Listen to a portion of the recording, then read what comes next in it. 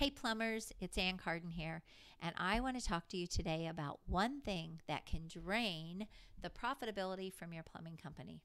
And I am referring to bad employees. You know those people. Those people you should have gotten rid of a long time ago, but you haven't because you're being held hostage in your business, because you have this idea that good plumbers are hard to come by or a good office staff is hard to come by.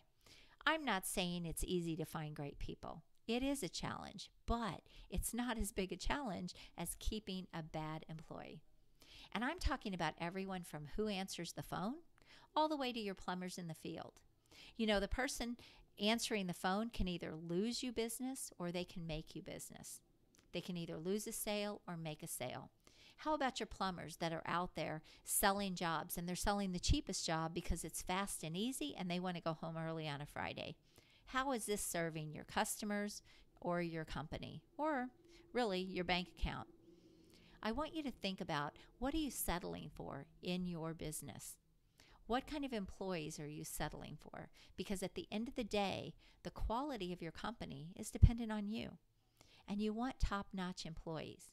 You want plumbers who are making you money. They should be a value and an asset to your company. You want people in your office that are answering the phone in the right way, and they're polite with the customers, and they know how to upsell, and they know how to schedule, and they know how to take care of the customers and service them. Everyone in your company should be making you money and be an asset.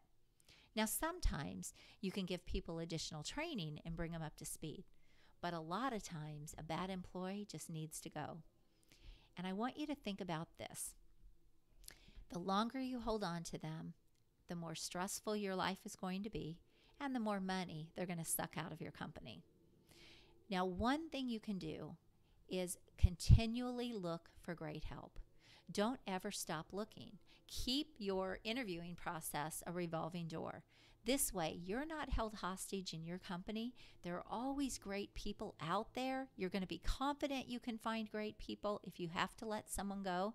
And you'll always have people in your file that maybe you can call on should you have a need to replace someone or to add someone new to your company.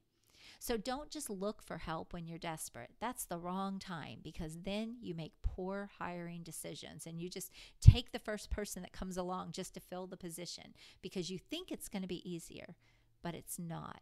It's not easier. So if you can't train people and bring them up to speed and they need to go, then make that decision and make it happen, because nothing in your company is going to be as hard as dealing with bad employees and letting them suck your profits.